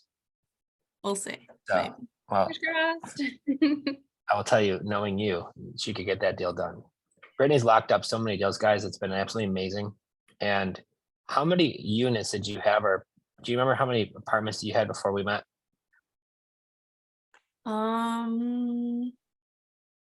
No, maybe like 5, something like that. 5 or 6. And now we have 10. Now, and this is why she was working for us. You really weren't hunting for yourself as much. And this is where the encouragement kept on coming in, because I know where she lives, that you can make as many deals as you want. So now that she also brought on a VA, the one thing I'm going to share with you too, guys, is if you're paying $4 an hour and you pay a VA 40 hours a week, 52 weeks a year, do you realize you're only paying them $8,000, $8,300? So if you had a VA working for you full time, you're paying them $8,000 a year. And if you're paying a VA full time to take off 40 hours worth of work off of your back, to the point where you could only be doing a handful of really important things, you should be able to make a lot more than that $8,000 back. So really what it is too, like we're kind of chatting about, Brittany hired a VA. Mike and Jay are in our office here. They're some of our good friends, but also some of our students. They're down here from Philly. They've got a VA. We've got a couple of VAs. It's the same thing. Is what we've tried to really get good at is how can we have VAs help us grow our businesses. So this is the same thing, I guess, is the point of this whole meeting today, is finding that good fit for you guys, as far as, once again, and Brittany, I think, does a really good job of it, is finding out like all the jobs you could have your VA do in that time frame. And some of them are really great as far as making phone calls. Some could pull, comps, things like that. Some are just really artistic and you do like Canva stuff for us. And I know that's what happens to some of ours too. Like they do a way better job than I can. Yeah, and when I hired Mike, I was a little nervous about having like a VA personal assistant, and Brittany was one who encouraged me when we were at the meeting in Ohio. And she's like, well, I just do this, this, and this. And once I heard her just break it down, and that just meant like she's had a drive or some sort of setup where she could share back and forth. So I use Asana, where you could use like Monday.com or just a Google Drive even. But if you literally just walk them through what you need, it's not as daunting as it seems once you get through. And I even said, I've never done this before. Will you be patient with me? Because I don't exactly even know, like I had an idea of what I want her to do. And she's like, oh yes, Jen. Again, she's just so excited to be working with happy people who pay her well, because she came from someone who wasn't paying her. So there are terrible people in the world, obviously, that don't hold up their end of the bargain. And so when she came to me, she was really looking for some money because she had been not paid for the work she had been doing for a little while. So I didn't know that. Yeah. Mary? Mm-hmm. Wow. Yep.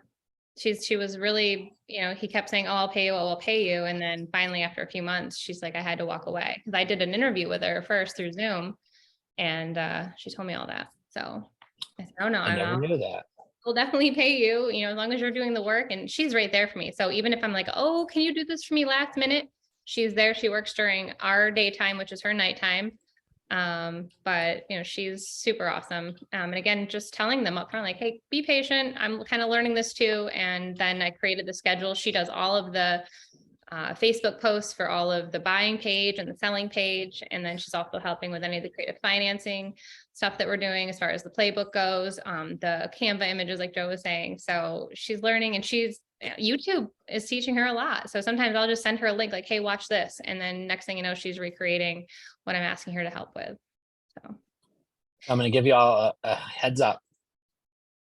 If you go to Jenn Buys 585 and there's a recipe for like some wild thing, it's because usually Mary found it. Because Mary Jenn would be has- like, whoa, because she's picked out some things before. And I'm like, what is this? part of Like, here's Asian a flair, yeah, she likes the spicy fish soup, but yeah. spicy fish soup. That was one of them. Yeah. Maybe it's delicious. You never know. I try to get her to drop the recipe too, but I just had an outline, she follows it, and then I send her photos, I tell her exactly what I want, she copy and pastes it. And guys, that freed up so much of my time, because again, I don't want the stale Facebook page of like nobody's ever posting. So she's done a great job. I think today's National Pancake Day, and I wouldn't have known that if Mary hadn't posted that on my page for me. Go Mary. Yes. And you're welcome, Adam. So our business really blew up. Honestly, it was crazy timing, because we just signed up to learn more about social media marketing in February 2020. And I told Joe, I am going to bring you home from the dealership. And when Bradley goes to kindergarten in the fall, I'm going to work, right? Like, I've been stay-at-home mom, stay-at-home wife, love that job. But like, it was time for me to like really get going on real estate. And as we all know, March 2020 happened, and Joe stayed home. And so together we built our business. And even in the global pandemic is when we started buying on terms like rapidly. Really, we even did like a fix and flip in the middle of it all, which obviously was a lot of work. But yeah, it was one of those things where we really put our all into it, and we knew that it was time. But it took 10 years almost to build slowly the portfolio that we had of the rent-to-own homes, and learning since 2016 is when we started all of our education. When I started, I know you started earlier, but so yeah.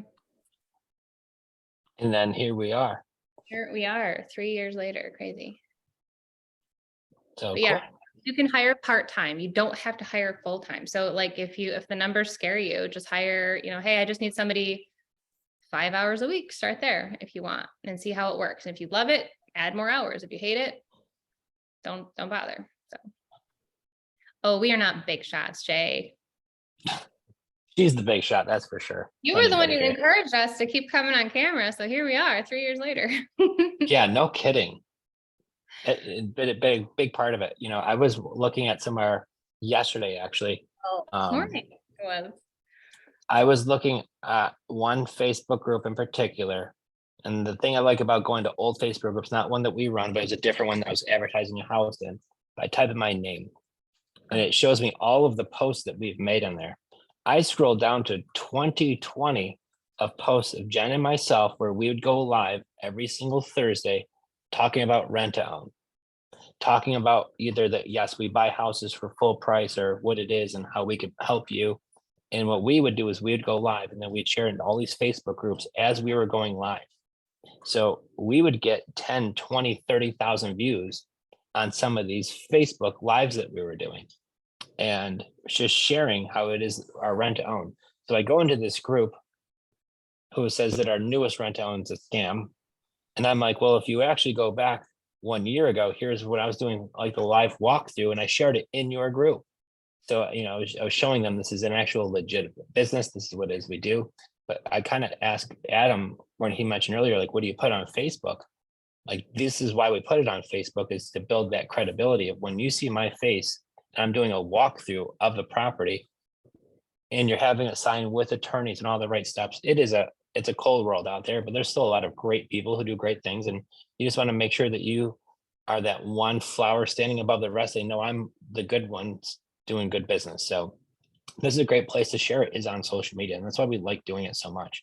But dialing back 3 years ago, here's Jenn and myself going live every single week, sharing what it is that we do with the world. And that's been, I think, a game changer for us. There was a recent sponsored Facebook ad that came across my screen today. And I'm like, everyone I always want to look at. We buy houses, big red sign. I look at their Facebook page. Guys, they only go back like 1 year and it's all stock photos. There's not one video. There's not one, you don't know whose real page that is. You don't know what's going on behind the scene, right? So the reason why we kind of separated ourselves from the pack is because it's our faces, it's us on there, it's us doing these videos, showing what the world who it is we are, and it gives you a lot more credibility. So these are why we still continue to stick with Facebook because of that reason. It's so much easier to just put stuff right on there. So putting these videos have been crucial. And I know nobody likes the way they sound. They don't love the sound of their voice. I know the sound of my voice drives me up a wall of my own voice, but I don't care, right? People won't care. They're going to be there to listen to you. And when we put on there some of our testimonials from sellers that we bought their houses, some of the quality of their cameras are absolutely terrible, but that's what makes it real.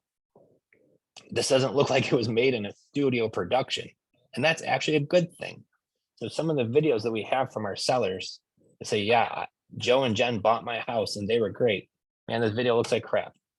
And I love that because it's real. And sometimes the realness is what they need to see. Not what they want to see, but what they need to see. So I would say those are your keys right there. So if you're here because you want to start building a team around you, again, look at what should you really be delegating? Where can you start spending a little bit of money, hiring out some tasks, and probably should pick something that you're either not really doing well, or maybe you've been avoiding it or procrastinating. Those are the things I really would suggest that you look at first, because they're just going to be, like Joe said, like that monkey on your back, and you're just going to carry it around forever if you don't take care of it. Any other questions? Right. I think this was a great live. I know that it's crazy to think of like hiring, but if you are thinking you need to hire, then yes, you probably do. So make sure you have a good non-disclosure if they're going to be local, NDA. But the non-compete, guys, also too, last thing I'll get off is the non-compete. Jen and I buy houses all around the country. I can't say you can't compete in the whole United States, because that doesn't fly, right? So if I live in Tampa, my non-compete could be in Tampa. I don't even know if I could get away with saying the whole state of Florida if I were to buy and sell in the whole state of Florida, right? But the one thing I will say too is if you're going to do that, remember, if they're going to leave you, your non-compete, they're still going to go do their thing. So don't get hung over that teaching your secret recipe to the enemy or whatever. You hire right people with good attitudes, with the right intentions, who are good-hearted people, and you take good care of them. Don't be the grumpy boss, be the nice boss. Lay the hammer down when you need to, but keep be a nice boss. And if you pay them well and take good care and treat people well and create that good atmosphere, there's really not much reasons to leave, right? Unless they're just ready to fly the coop. And if they are ready to fly the coop, same thing happened with Brittany. You should be celebrating that, right? You helped somebody. And I have always taught my old job, if somebody was leaving the dealership to go join the competition dealership just because out of spite, then whatever. But if somebody was leaving to go get a promotion, then that's good, right? They're bettering their lives, and you can never be mad at somebody for wanting to better their own lives. So if it happens, it's sad, but it's also very rewarding to know that you've helped people. And that's the really gift right there. So if it happens, it's going to happen. But guess what? This is why you put down your processes, all the things that you do. And so when you do bring somebody else in, those processes are labeled. Yes, you're right, 100%. So now it makes we've that got this transition recorded. I'm just going to walk around and play it for you that you said this. But either way, those are going to be your definite keys. Do we have any more questions?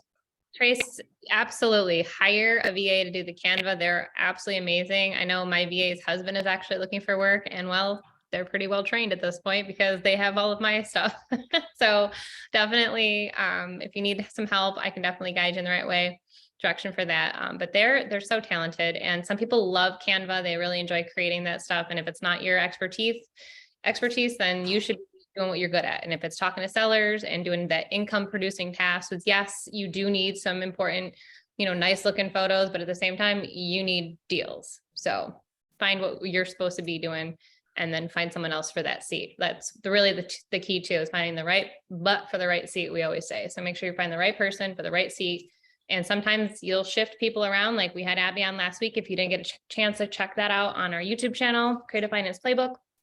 She was here with us. She hired her for Acquistionists. She was amazing, but now she is in the tech seat and she has been on top of all things tech, from trying to figure out CRM issues or everything else we talked about last week. So check that out if you haven't. And next week we'll be coming with some awesome stuff as well. Month of March, we have some amazing interviews lined up. So I hope you guys are ready. We are kind of, I don't want to say turning this into a podcast, but I really feel like this is a great way to really get people on here to ask live questions, but have some amazing guests. So we really enjoyed that. I think you guys did too. So if you have anyone that you would like us to interview, I know we've got some coming up, but definitely we're all ears. So keep us in the loop of what you guys want to hear and see from us. So what we've got coming down the pipeline are other investors. We've got authors. We've got attorneys. We've got people who run insurance agencies in like a whole bunch, a ton of different states, who are very familiar with how to handle creative finance deals.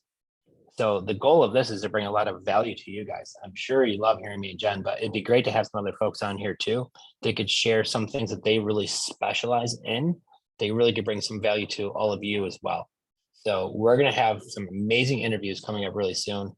Do you want to spoil who the next one is, or is it too soon? Well, so next week it's us, just you and I, but we're talking terms. We're going back to basics, talking about the terms deals and because I know this week we didn't have a chance to really talk about some of the state of the market as it keeps shifting a lot of it. So we're going to definitely dive into that. And then March 7th, we have the one and only Park Daddy. He is mobile home investing and he is a Round the Grand student. And he now actually coaches as well. So we're super excited to have him. He's amazing. It's actually from his hometown is where I used to teach, which is crazy. Then after that, we do have David Richter, who is Profit First author for real estate. He will get your business in line if it is not already, finance wise. He's incredible. And then, not sure after that, we'll figure it out. And then we got. Wait. What? So we have a couple others, but I'll share that with you. So David Richter wrote an amazing book. It's been a game changer. So if you've not read Profit First for Real Estate Investing. Yeah. He is a very successful real estate investor who also, there was a book called Profit First. He did not write that. He wrote the Profit First for Real Estate Investing. Guys, fantastic. Kyle, who is going to be on, they call him Park Daddy because he is the mobile home park like king. He's been a long time Ron the Grand student, then been part of Ron the Grand's mastermind, commercial mastermind for a very, very long time. And he's somebody who knows how to buy entire mobile home parks. Started from upstate New York, but now he lives in Indiana. And he and his wife have things going on. Well, it's really him, but they do things all over the place. And he does coaching as well. So he's a wealth of information, a heck of a great guy. So he's going to be great to have him on here in 2 weeks because you guys are going to get a lot of value there. So if you're looking to learn more about mobile homes and some of the ways that they've been very successful, he is a wealth. And anytime I come across a mobile home park that's for sale, he is my go-to guy for picking his brain. So he's built them new, and I think he's bought used ones too. So he's built them up brand new, and he's a heck of a journey to watch. So I'm excited to have him on there. Dave Richter's a heck of a great guy too. Came to one of our book clubs that we had. So we have a lot of other cool things coming down the pipeline, as well as Jenn and myself. So we're looking forward to it. Yeah. We're gonna have a March Madness. You need to give me the hookup for your guys or reach out and schedule everything because I don't have some of them myself. The insurance. So I have attorney. I've got an attorney for New York. They are very good. Everybody always reaches out and says, I cannot find an attorney who could handle creative finance and assigning deals in New York and things like that. And New York's a very, very tough state. He's actually going to be licensed in New York, and I think it's one other state too.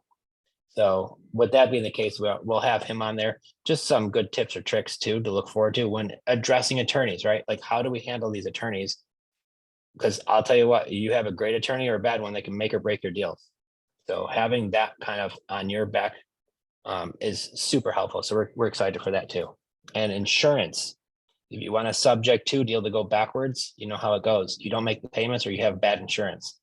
So those are two crucial things. We're gonna have an insurance agent who's done thousands of these subject to deals.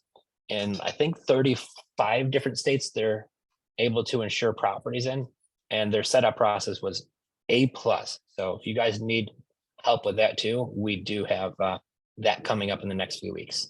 That'd probably be a little bit after that, but Anybody up in Rochester? I just got word that you guys are getting some snow up there, so make sure you get your eggs and stay warm. Yeah, it was 65 just- degrees and now it's snowing.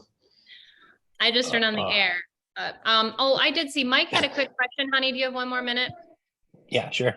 Okay. Yeah, so hey, I got a phone call at 4 o'clock with a potential deal, and I just wanted to run through it real quick if you got a sec. Yeah, go for it. All right, so this deal is in Dryden, New York, which is a suburb of Ithaca. Yep. Originally, it's a friend of a friend kind of deal. I was going to list the house for her, and she saw my social media stuff and said, "Hey, why don't you just buy the house for me?" And I was like, I love okay. it. Yeah. So, so let me just tell you a little bit about the deal, because I have a call with her at 4. I think I know where I want to go, but I just wanted to kind of run it by you. So, originally somebody was going to give her $140,000 for it. It's a 2-bedroom, 1 bath, but it's on like a nice piece of land. It's an acre plus. And if you look at it, it looks like you need to rent a dumpster and get rid of all this crap on the lawn, but it's a beautiful property. I did the work. So she had at that time thought that somebody was going to give her $140,000 cash. She owes $6,000 in taxes, which is one of the reasons why she wants to move. The other reason she wants to move is because her son lives in Indianapolis. She wants to go be with the kid and the grandkids. Okay. Speaking to my father, who's a contractor, because of the deal I can get with him, it's about $3,000, and that's a conservative estimate on a way to just do a couple of quick things with like some lumber for the deck and some work to do in the house. So we're talking about she originally was going to take a $140,000 deal. She owes $6,000 in taxes. I think that there's about $3,000 worth of work to do. I think that fair enough with the work that I can do. We're talking probably about $150,000 to $175,000 that I could turn around and list it if I wanted to. Okay, so one of the things I was thinking about was, first thing I would do is say something along the lines of, how much do you need to move, and then try to work out some kind of like, oh, she owns the house free and clear. So my first thought was seller financing, 0% down, 0% interest, maybe try to find out what she needs, financially to move. And then, if I were to pay her $150,000 amortized over 30 years at 0%, that's like $400 a month. So my thought was, how long could you give me to make you whole? And then try to see if I could pay her a little bit of money to help her move, pay her closing costs, pay the taxes, right? Get this thing fixed. And then, maybe pay her $400 a month, and then try to get a tenant buyer in there, right?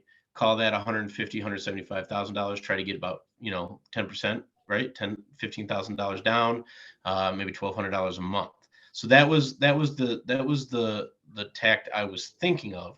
Obviously, as a real estate agent, the other thing I could do is I could get in there, I could get a dumpster, I could get the place cleaned out, and try to list it and try to get $175,000 and get the hell out of there as quick as possible. So, with this phone call coming up, I've got the straight line here, but I haven't gotten the scripts yet. I don't know the paperwork. And so I don't want to blow it, but I really feel like I could probably get this deal done today, in the next half an hour. My question for her is 2 things. She had an offer at 140 cash. She didn't take it. How come? And when was that? I was trying to list her house and I told her it was probably worth more. Okay. My second thing, I always just come out and ask, now you already know most of the script already. You know why she's moving. You know how soon relatively she wants to move. You know she owes nothing on the house. There's no mortgage. You know that she's got some back taxes of $6,000. So you essentially have already got the answers that you're going to need. All the script is just a list of questions that we need answers to. The last question ideally is like, Pam, if I were to buy your house at the 140, I cover all the closing costs and fees. I pay the back taxes. Would you be open to terms? Terms means I'll buy your house with seller financing. I'll cut you a monthly payment. I could even give you some moving money to get you over to, wherever you need to move. And if she says, hey, that would work for me, my next question is great. Because I'm paying back taxes and all the closing costs, I typically buy with no money down. So if I were to give you a small down payment, what's the least you would need to get you to move? Okay. Hi, Brittany. So, So you must want to Right. write that down. I Yeah, typically no, buy with no money down. So if I Okay. were to pay the back taxes and all the closing costs, what's the least down you would need to get you to move? right. Okay. So what I'm trying to get from her is the lowest down payment, 0% interest, and the longest term possible, right? Yeah. So how I try to do 0% interest, I don't necessarily come out and be like, hey, we're going to do a loan. It's going to be 0% interest. I generally say, hey, listen, how I do it is I pay you say $400 a month every month because I have to add the taxes and insurance on top of that. And that's going to go towards my balance. Okay. And what's the longest amount of time that you could go before I made you whole or something? I've heard you say something Right. similar. Yeah. So some folks love the fact that they're getting that payment every month and they'll give me 20 to 30 years to get them cashed out. Some folks want to put they'll take the payment, but they say, Joe, you need to give me my balance in 10 years. So if I were to pay top price for your house and cover all these fees and closing costs, what's the most amount of time you give me? Because I want to Okay. do what we always learn in the car business or any type of sales.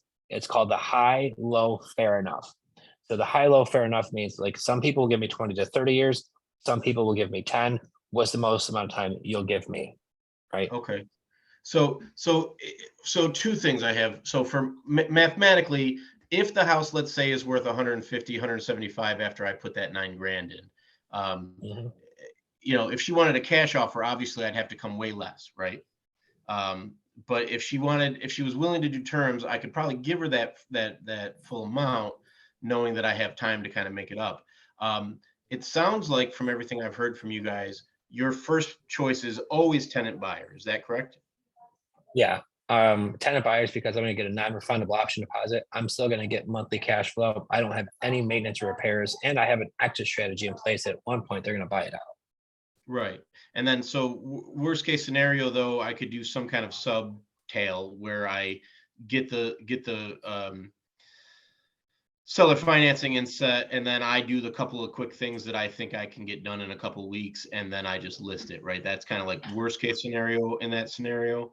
Yeah, what I would do is I'd almost do two things. Sometimes in those situations, I'll list it for sale and I'll also list it for rent to own. And whatever comes first gets it.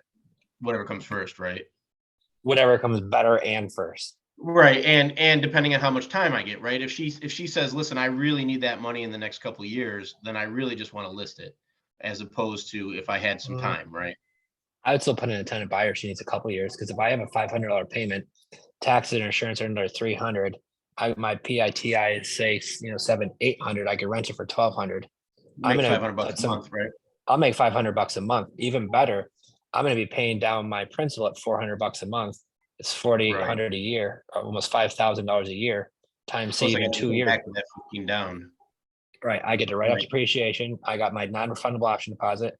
I get to write off depreciation. I'm paying down my principal super fast. So even Right. at that point, you can build up a considerable amount of equity quickly because of how you structured your loan at 0%. Okay. And then if she said, listen, I really just need my money now, then I would have to go with the total different option, which would be to say, okay, well, listen, we were talking about this being worth 150,000, but that was when you were going to do all the work. So if I had to do all the work, no offense, but I have to make money too if I was going to do this. So now I could get you that cash right away, but it would have to be for considerably less. And then I just have to start going 150 minus 9,000 minus any amount of money I wanted to make, and I could come up with X amount for you right now. And then I could either come up with that money or try to wholesale the deal. Is that about right? I would personally, for how I would flip that deal, is I would say, so she says, no, Mike, that doesn't work for me. I need my money because I need to move to Indiana.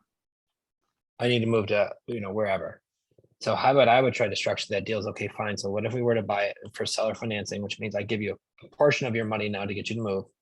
Once you move out, I'm going to clean the place up real nice, do a couple of things, and I'm going to list it. And the minute I do, that's what I'm going to then Okay, sell it, and then I'll pay you that's your balance. exactly what my wife and I were talking about. Okay, so in other words, you say, okay, well then, you don't need it today, you need it soon, right? So let me do all this work for you. Let me rent this dumpster. Let me get this lumber work done.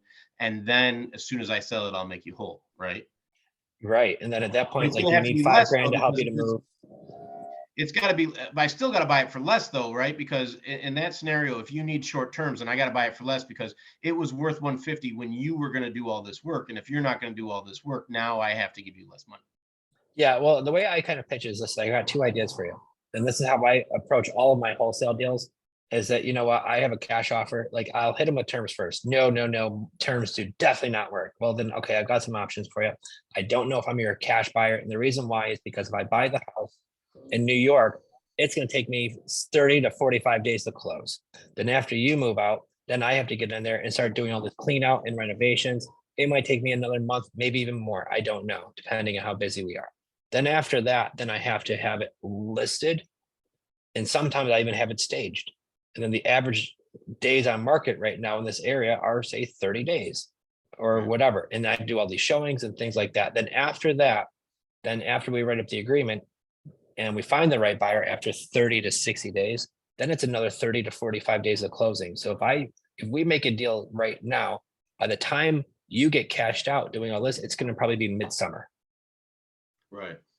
So if me doing all of that, my cash offer would be around 115 to 110.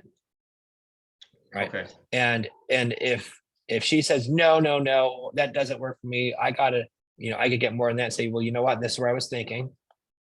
Because I didn't know if that would work for you. But if it doesn't, I got another solution to get you more money. Well, what's that? Well, then you spend the time cleaning out the place. You spend the money getting all the stuff ready. Then let me list it. And then after it's been on the market and we show it to a lot of people, so you might have to, get used to me showing the house and getting it all cleaned and market ready. Then after that happens, of that going on for like a month or two, then we do find the right buyer. Then it's another 30 to 45 days to move out before they close. Sure. Right. So as long as you're okay, Pam, with waiting till midsummer for you to get your money, then you could get a little bit more. But if you want me to do all of that for you, right, your number is gonna be around that 110 to 115 number cash. Sure. So, okay. So, and so I was thinking, so there is the $6,000 in taxes, which I am assuming is going to be due the second that we do any kind of paperwork, correct? Mm-hmm. Mm-hmm. And then there is the $3,000 that I think is a fair number for the work that needs to be done. And then let's say she needs $1,000 to move, right? So that's 10 grand. And then, there's no mortgage payment, but there's 3 months worth of taxes. That'll be my problem. So would I, even with a terms deal, am I still going to come down off that 150, or are you even with all that, are you still comfortable at the 150? For her price, if I'm buying it, I want to be able to buy that thing for around $120, $115, $110 range. Okay, even on terms? Yeah. So Okay. my purchase price would be 115. And I'm going to pay the back taxes. I'm going to pay the 3,000 renovations. I'm going to pay all the closing costs because that's going to cost you a couple grand. Right. And then just explain to her when she says, well, that sounds, hey, you told me this house is worth 150. I'm going to say, well, that's when you were going to do all that. And you were going to pay your own closing costs, and you were going to pay your taxes, and you were going to pay for the repairs and everything else. And you were going to pay me 6%. Right. So now all that, you take all that off, you get to walk out of here. I'm going to be the guy renting the dumpster. I'm going to be the guy doing all this stuff. And you're still going to walk away with about the same amount of money. That's kind of right. And chasing down contractors and all this time and chasing down contractors. I'll tell you what, it's a lot of work and it's not a lot of fun. I do it for a living, but it's not a lot of fun, Pam, unless this is what you want to do. I do it all for you. Right. And if I sell it for 150, by the time you take out commissions and closing costs and all that, you're going to net less than that, plus all the repairs and time it took you to do it. And, sometimes folks love hitting the easy button. I tell them Right. that just like that. And some folks love hitting the easy button and just knowing that I'm going to do it all for them and they don't have to worry about it. And that's, they're willing to take a little bit of a discount because of that. So is there a difference in the price that you would pay if you got this, just based on everything I told you? Is there a difference in the price that you would pay whether or not, if she needed her cash now or if she was willing to do terms? Sure. Because if she was willing to do terms, depending on what I could negotiate, I could go 150 for that house. Well, that's what This is okay, how so that's what I was asking originally. Okay, because all it is 150 doesn't mean anything. 150 to me means I paid your closing costs, I paid your $6,000, I paid the 3,000 to get this place nice. I paid you for something to move, and then I'm paying you $400 a month. Well, and Right. that's the point, because if she says, hey, listen, if you give me $5,000 to move, you cover all my back stuff, and you come up with say $15,000, whatever it is, right? And your price is 150, but she gives you this $400 payment for a 10-year term at 0% mortgage, then you're going to build up that spread back there quickly, very fast. So for Right. me, that doesn't even matter. If she needs all of her money now, then I need to get a big discount. Right. If you're willing to take it over time, I could pay more with terms. And this is why I tell them one of two ways. I could buy it with cash, I could get a big discount, or if not, I could buy it on terms and pay more. So do you say that? That's what I was going to say, because without listening to the scripts part of this training, my thought was like, hey, listen, I do this all a bunch of different ways. I could do it this way, I could do it that way. Do you do that, or would you rather start with the way that you want to get it done and have them tell you no? I have it the way I want to get it done. Okay. And I'll give you So an what I example. would I'm say right then at the is deal right now in Port St. Lucie. that's This where the house is Mets play, baby. turnkey. This is a turnkey house, absolutely beautiful in a 55 and older community. The minute I share it on my social media, I have one of my Facebook buddies reach out to me and says, oh my God, how did you get that deal? I've been working with the seller for the longest time and he needed a whole bunch of money down. What did you do? I'm like, well, I paid his price and I got the deal with $5,000 down on a 10-year term. So this deal is $5,000 down. We take over his payment. I paid $330 for the property because that was his hot button. His hot button wasn't when he's going to get his equity, because the guy's got $90,000 of equity.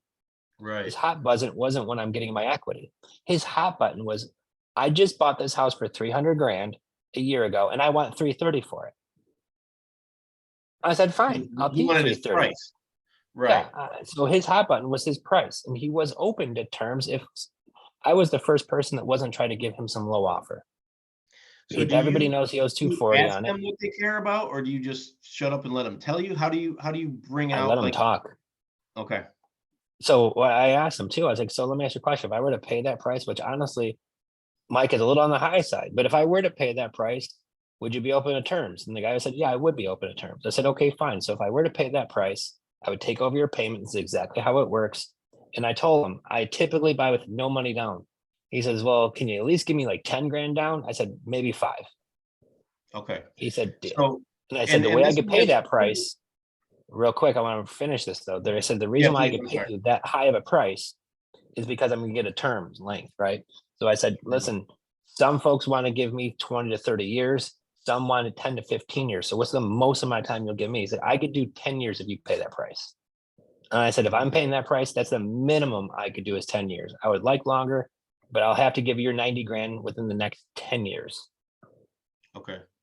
Okay. So you don't offer any dollar amount for moving. You say something like, what's the least you need to get yourself to move? What's the least you need to get to your family in Indianapolis? Mm-hmm. And she says, like, give me $1,000 or something like that. And you go, yeah, great. Done. Well, Right. and I got to remember, I'm paying the back taxes. I'm paying all of the closing costs. I'm going to do all the renovations. So because I do all of that, I typically buy with no money down. So if I were to give you a small down payment to help you with the move, what's the least you're going to need? I mean, get that Okay. number. Then I'm going to ask her, is that the best you can do? You probably do a little bit lower. No, the least I could take is I need $4,000 for a U-Haul truck. You run your numbers, guys. The calculator is coming out very soon. I just met with our IT team this morning about it. So you're going to be able to plug all this stuff into there. It's going to tell your rate of return. Looks like if it's a good deal or not. And then this will help you make that decision pretty quickly. So, okay. So, I'm sorry. Hey, thanks for taking my call. I saw that you were interested in selling this to me. I could definitely be interested in buying this. I No, just have a I'm couple. definitely interested in I buying. definitely want to buy this. I just want to verify a couple of things here to make sure that we're all on the same page. You owe $6,000 to the government, right? Is that accurate number? Okay, blah, blah, blah, blah, blah. Okay, so the way that I would typically do this is I would do something called seller financing. And what that means, I would buy this with no money down, and then I would start to pay you your principal over time. Usually that would be over 30 years. Is that something that works for you?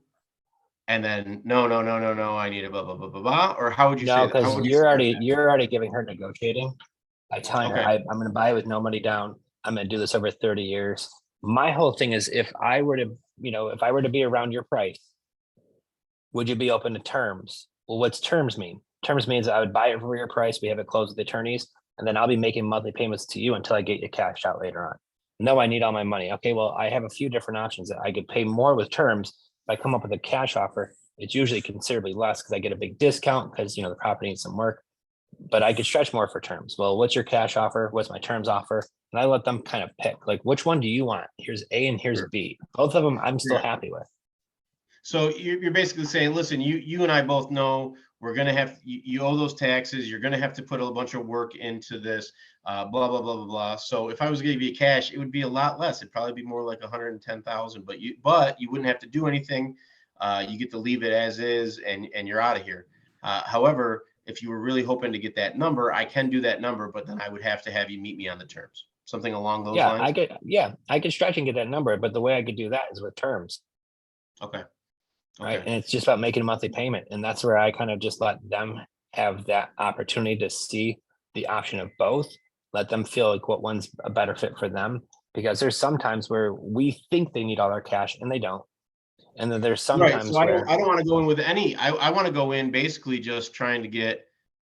Just give me. I'll just start taking over. I'll just start paying you $400 a month. How's that sound? Get out of my house, and then let her beat me up from there. yeah, I would love to buy it. And the way I would do this, and I've had great success with this, I buy it, pay all the money for it, probably pay more than anybody else does because I pay that price on top of closing costs and fees. And nobody else says that. I do. I pay all the fees.